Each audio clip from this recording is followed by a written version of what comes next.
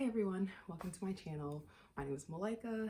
In today's video, I wanted to talk about Insecure Season 4, Episode 5. I found this thread on Twitter from, excuse my pronunciation of the Twitter handle, Ursine Noir. I'll make sure to link the thread down below so you can see the questions for yourself, but I thought it would be super fun to kind of answer these questions, give my thoughts on some of the different parts of the episode. This episode was spicy, so definitely stay tuned to see my thoughts. So first question is, what's your go-to re-emerge into someone's life after months of inactivity text message? I feel like I'm not the type of person to kind of just re-emerge. I feel like with the way that Issa and Nathan kind of fell off, I don't know that I would do what Issa did and reach out. That's just not what I would ever do. Because listen, that's your loss. You left me. Why am I gonna come now? No, I won't do it. I forgot to put lip gloss on. In here looking raggedy. So the second question is, what's your preferred communication method? Avid texter, phone talker, face-to-face, some combo? Do you avoid any? If we're cool and you're my homie, I love me a FaceTime. Obviously, I love hanging out in person, but you know, we're in quarantine right now, can't always do that. I love seeing your reaction. So for me, it's really important that I have that face-to-face interaction. My face, listen, it adds a whole nother dimension to the story. So I love anything that allows me to kind of see the other person's face. I hate texting. I'll do it because that's what we do. I am known to send a text, then take 2 or 3 business weeks to reply. I'm sorry, I don't do it on purpose. I really apologize from the bottom of my heart, but that's just how things are. What would you have said to Condola? I would have told Condola, I would have looked her right in the face and I said, you raggedy. I think Condola, a little childish. How old are you? Grown. That's how old she is. Too old to be messing with a business relationship because of something that happened in her personal life. I don't think that was right what Condola did, leaving her in the dark. Like, she knew kind of the work that Issa was putting into this block party, and then for her to just completely blow it off because she broke up with her boyfriend who happens to still be friends with her. Like, you were fine with them being friends in the beginning, you knew that, and like you were trying to make it work. Issa wasn't doing anything, like, but regardless of what happened, Condola still should not have completely bailed on Issa. Come on now, grow up. This is a good question. So when you choose to allow a ghost to reemerge into your life, do you require an explanation, or is it water under the bridge and you just move forward? What would be an acceptable explanation? What wouldn't? Oh, child. Because listen, this just happened to me. It's real crazy. Honestly, I need to know why you left, what happened in the middle, and what happened, you know, leading up to you re-entering my life. Because what?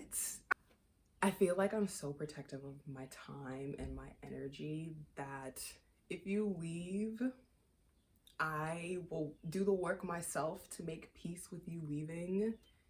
But for you to come back, hold up. It's one thing for you to leave and stay gone, but for you to now come back, we need to have a conversation, and we need to have very clear boundaries of what this relationship is going to look like moving forward. And unless we can come to that understanding, there's absolutely no hope for where we go from here. So Molly got interrupted when she was originally about to have the talk with Issa at the block party, aka the most important moment of her life. Would Molly have been out of line to initiate the conversation then, or when bestie status is on the line, is any time, place, fair game? Girl, if you come to my event that you know I've been putting blood, sweat, and tears into, trying to come up and talk to me about raggediness, girl, leave. bye. Like, I just don't know. Molly should have known better. You know Issa is organizing this. You know she's pretty much on call for the entire event. On top of that, you know this is a difficult conversation that needs to be had. And the whole point of the block party is to celebrate and bring happiness. Why would you want to dampen the mood with your nonsense? I think, you know, they've both had, you know, issues with miscommunication. Now is not the time. Now is not the time. And then finally, the way this episode ended broke my heart. You know, friend breakups are so much more painful, so much more emotional than romantic breakups. We can talk about that another day. Let me know down below if that's a video you would want to see. But this final question: is Molly justified in being pissed at Issa for getting help from Andrew through Nathan after Molly told her no? Listen, Molly said, I don't want to bring this up to my partner because I want to protect the sanctity of that relationship. We're gonna respect Molly's wishes and what she wants for her relationship. Fine. Molly, I guess I'm confused. I'm confused with what Molly is upset about. She was saying, I don't want to ask because I want to protect the relationship. So you protected the relationship, you didn't ask. So she was able to succeed. Issa was able to get what she needed, but without having to use Molly as a resource. What's the issue? Is it the fact that she's doing well for herself? Is it the fact that she's found another way to get in touch with Andrew? I'm so confused with what her point was and why she was blowing up. And the fact that she blew up at the event. I definitely want to know your thoughts on how everything played out in this episode. Are we team Issa, team Molly, all seasons considered?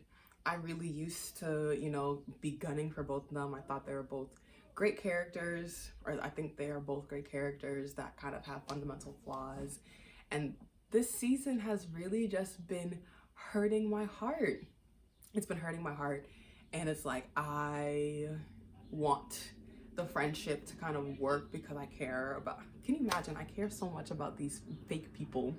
I care so much about Issa and Molly, and I think their relationship is beautiful, and the way that Insecure has been able to kind of show how real and ugly and painful some really, really, I think the way Insecure is able to show just the realness of relationships. Please let me know your thoughts on this episode down below. Let me know if you want to see more videos like this. Definitely love talking about Insecure, love talking about, you know, how we can apply it to our own lives. But also let me know what other kinds of videos you want to see from me. And until then, ciao.